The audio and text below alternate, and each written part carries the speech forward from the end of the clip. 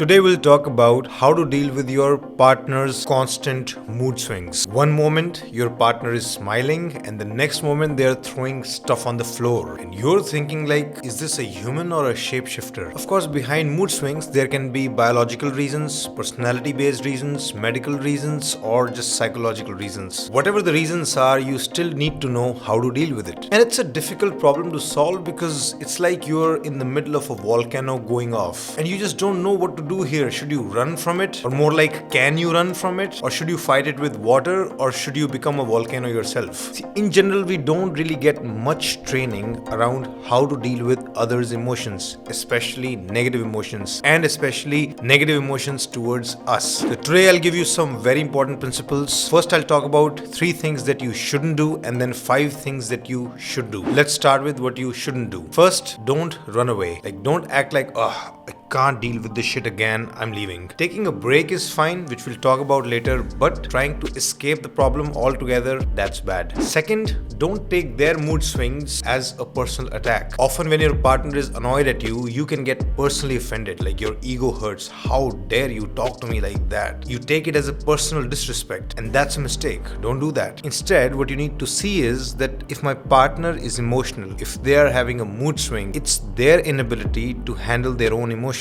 It's a lack of skill on their part. It's about them, not about you. Don't see your partner as against you. Just see them as somebody who has not been trained to handle their own emotions constructively. Once you see it like that, you'll have compassion for them instead of just taking offense. Third, don't compete in mood swinging. Don't try to level up. Don't try the approach of, I'll give you the taste of your medicine. Like if you shout, I'll shout louder. I'll show you what real anger is. Please don't do that. I know in your mind you want justice, you want fairness. If he does this to me, I'll do the same with him, tit for tat. But for your own happiness and the sake of this relationship, do not take this approach. You have to make sure to keep your behavior constructive always. Others' mistakes are not an excuse to make your own. You must always be on your best behavior, again, not for the sake of others, primarily for your own sake. Ultimately, if the relationship breaks down, if the relationship deteriorates, who will suffer? Both of you. And you are included in both of you. So behave in a manner that you would teach to your closest friends or your child. Now let's come to the next section, what to do. What are those 5 steps that you can take? First,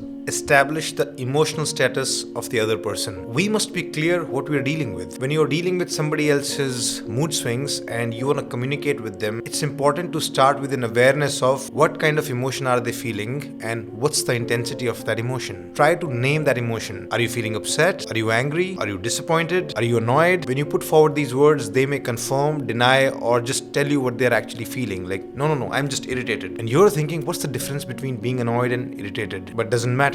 It's their vocabulary. Ultimately, they choose. Let's go with, you're feeling irritated. And again, irritation is also not just 0 or 10. Irritation is also not just yes and no. It's on a spectrum. Then try to ask, what's the level of irritation on a scale of 0 to 10, let's say. I'm not even joking. Literally ask them, so you said you're irritated. On a scale of 0 to 10, how much is it? And wait for their answer. Doing this much not only makes you understand what's going on with them, it also makes them understand what's going on with them. Because when they label their emotions and they rate the intensity, it allows them for a little bit of metacognition. Instead of just flowing with the emotion mindlessly, they are now able to take a tiny step back and analyze their own experience from a slight distance. And when they see it from a little bit of distance, this is irritation at level 3 or 4, now they can do something to deal with it. Now they can engage with it. If you don't do this, they will simply be just enslaved by the emotion, which makes it very difficult to challenge it. If you want, you can also check out some emotion wheels. They'll just give you a richer vocabulary to describe your experiences. You'll be able to communicate what you or the other person is feeling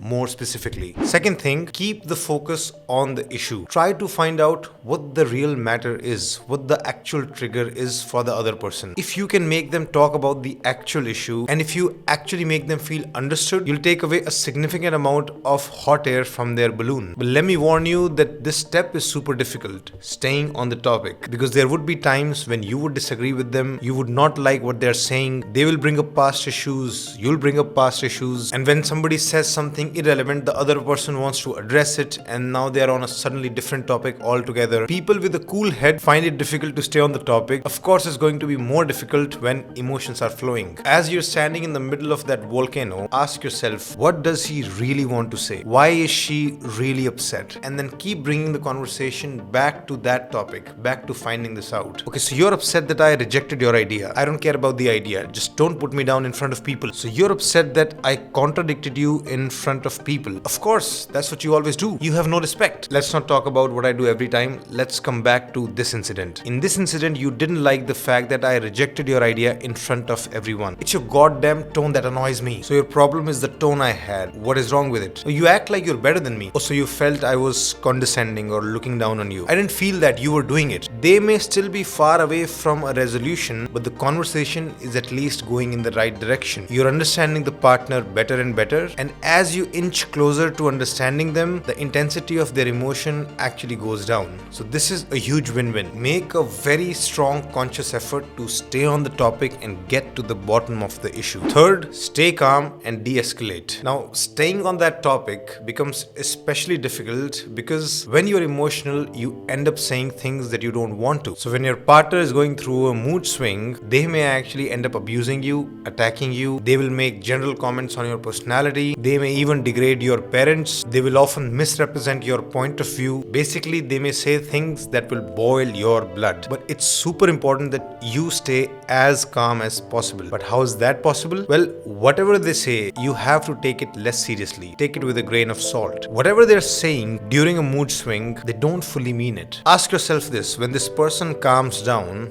when they have a cool head, do you think they'll say exactly the same thing? Or will they say it in the exact same manner? Of course not. So the question is, what should you believe? What they say during a mood swing or what they say with a cool head? Which is the truth? In fact, many people say that real truth comes out in anger. Not at all.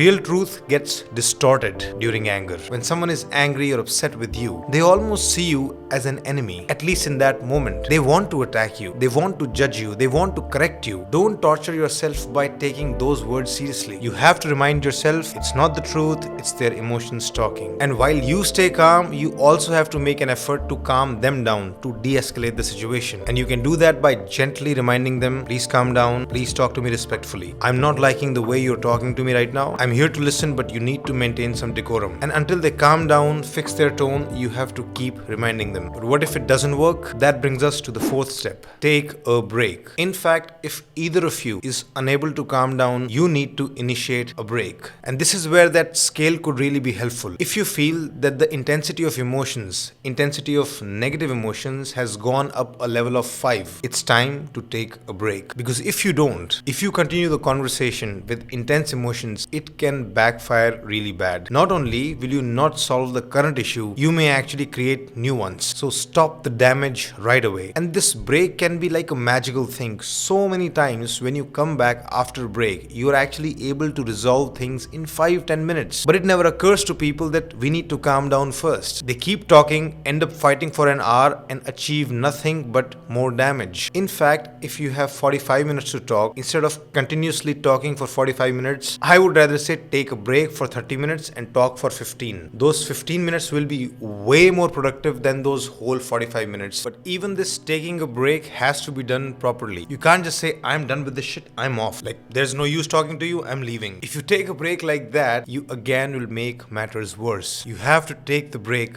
very respectfully. Like, okay, right now you seem a bit upset. You may or may not agree, but I feel that you are upset and I'm initiating a break. We will talk again when things are calmer. And it's better that you say it specifically. We can talk again after an hour. Like if you're taking a break for 15 minutes, 30 minutes, or even a day, as long as you inform them in advance, it's actually fine. And break means that you do come back to it. You're not supposed to escape the topic. And you can take this break even when you're upset. You can simply say, right now I'm feeling a bit overwhelmed. I might end up saying things that I don't mean, that I might regret later, so I'm taking a break. Fifth point, this is actually some advanced level stuff, but I suggest you start doing it. Establish and discuss rules of engagement for the next episode. One thing is for sure that most of your conflicts, most of those mood swings will recur. These episodes, these patterns will repeat themselves. So what you need to do is both of you need to sit down and answer this question: how would we deal with this next time? What are the rules and values that we must follow? Here are some example rules or values that we use in our relationship. No matter what happens, we will talk to each other respectfully. Personal attacks are not allowed. Second, we are both allowed to bring up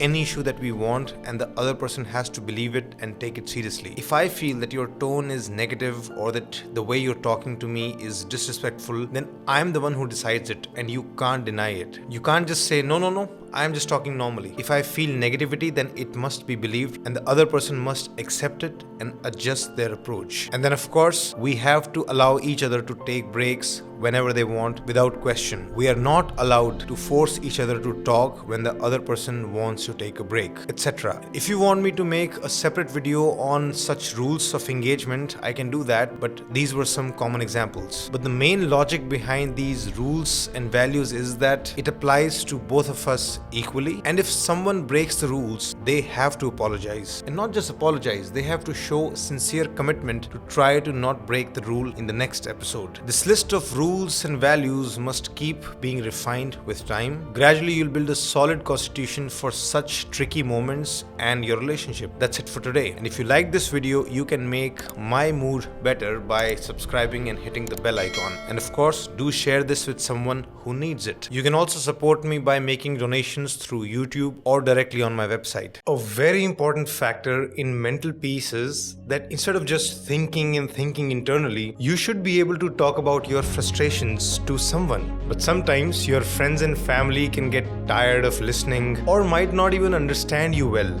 That's why you should talk to a therapist. Your emotions need regular air ventilation. Your thoughts need regular garbage disposal, like once every week with a trained therapist. At Shridhar Life School, we have a team of therapists that you can talk to. Please go to shridharlifeschool.com to book your sessions.